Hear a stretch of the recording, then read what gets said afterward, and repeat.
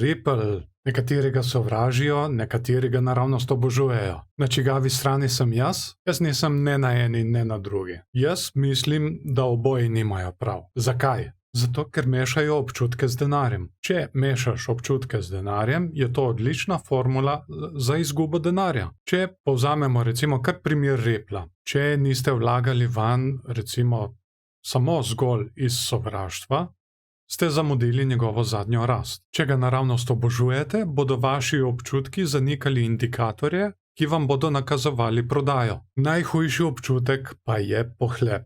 In prav tukaj tiči razlog zadnje korekcije na kriptotrgu. Baje, da je prišlo do največje likvidacije posojil. Ampak to je zgodba za kdaj drugič. Dajmo si najprej pogledati na splošno dogajanje na kriptotrgu, potem pa kot obljubljeno Ripple. Kaj se z njim dogaja, dokot se lahko povzdigne? Najprej pa seveda še disclaimer, to so le ideje in ne finančni nasveti, jaz nisem vaš finančni svetovalec. Zato teh idej ne uporabljajte v trgovalne namene. Vedno prej naredite svojo raziskavo, preden greste karkoli, kamorkoli vlagati.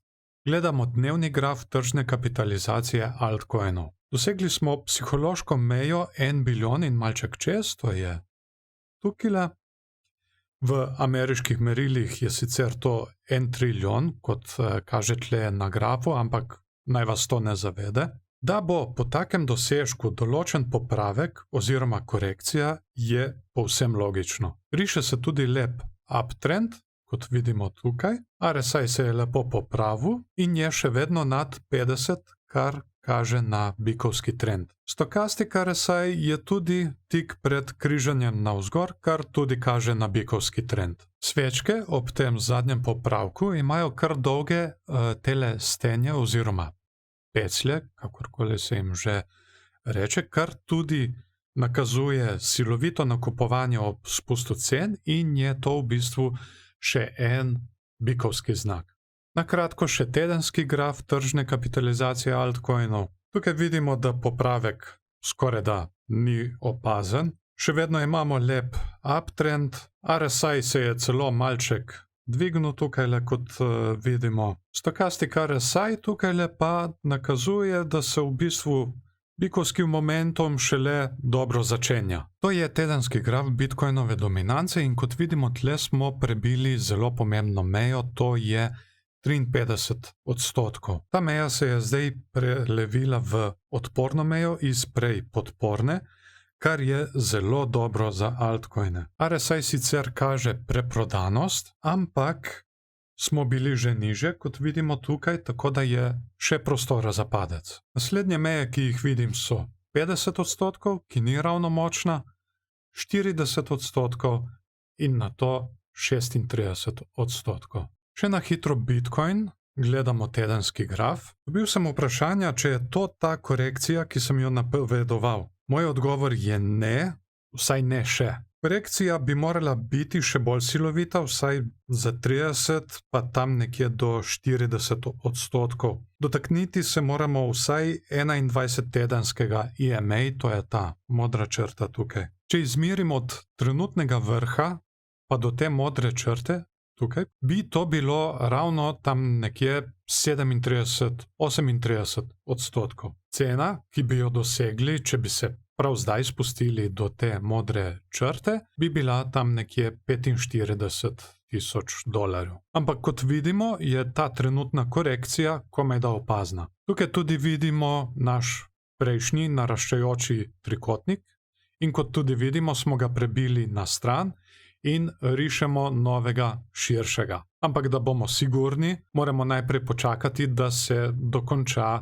trenutna tedenska svečka. Še vedno pa imamo kar konkreten bearish divergence, kar je pa na tedenskem grafu kar zaskrbljujoč znak.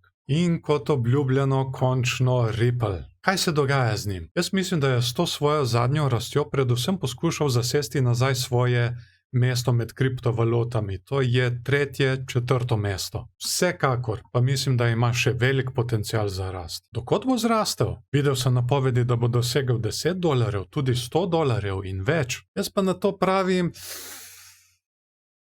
ja, bodimo raje realni.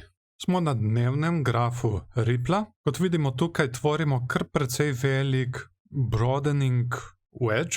To je, ko se dva trendlina, tale pa tale, vedno bolj oddaljujeta eden od drugega. Kot vidimo, prostor med njima ratuje vedno bolj širok. In to je tudi bikovski znak. Tukaj imamo še en trendline, ta je dosti močnejši in tega moramo tudi prebiti za nadaljno rast. In pogledajte, kje smo se ustavili. Točno na križišču teh dveh trendlinov.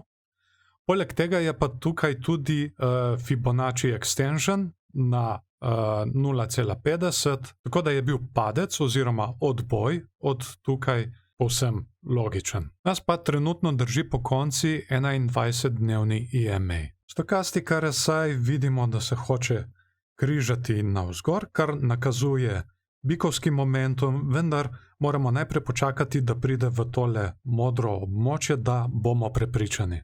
Pa skočimo še na tedenski graf. Kot ste morda opazili, jaz imam rad svoje grafe čim bolj čiste, s čim manj indikatorji in točno to bom storil tudi tukaj.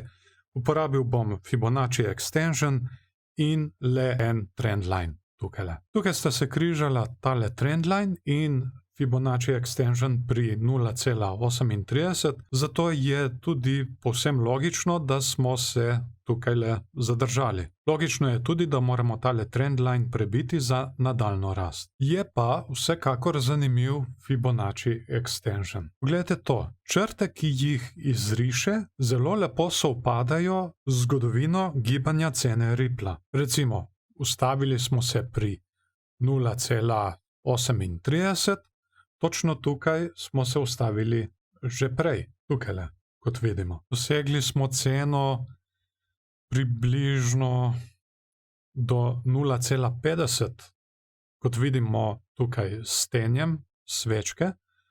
Točno tukaj smo se ustavili tudi že prej v zgodovini Rippla. In pogledajte, kje imamo prejšnji vrh v januarju 2018. Točno na 0,78. S tem orodjem lahko tudi približno, tukaj je velik poudarek na približno, napovemo cene v prihodnosti oziroma naše tarče, kjer bi želeli prodati. Naša prva ciljna cena za prodajo bi tako bila pri 100%, kar trenutno nakazuje na ceno $3,50, tam nekje. Ampak temu bi se dalo reči, da je pač naš konzervativni cilj. Naša sladka točka bi pa bila pri 1,6, kar pa trenutno nakazuje tam nekje na $5,65. To so naše približne tarče, vsekakor pa moramo vestno spremljati trg, da to sproti potrjujemo.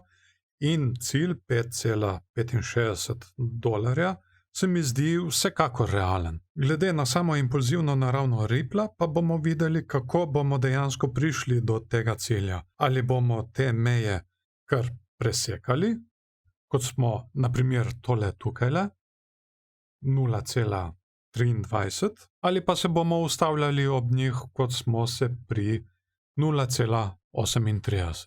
Nikakor sicer ne pravim, da Ripple ne bo dosegel $10 ali več. Pravim le, da je pri trenutnem altcoin ciklu vse do naslednje večje korekcije tarča pri $5,60 vsekakor bolj realna. Nas je pa Ripple že dostikrat tudi pozitivno presenetil. Tako, to je to za danes. Jaz upam, da vam je bil video všeč. Pustite všeček, če vam je bil. Delite ga s prijatelji, če mislite, da so te informacije uporabne. Pustite tudi nevšeček, če vam ni bil všeč. Vsekakor se pa veselim komentarjev spodaj in debate, ki se lahko razvije. Z vami sem bil X in se vidimo naslednjič.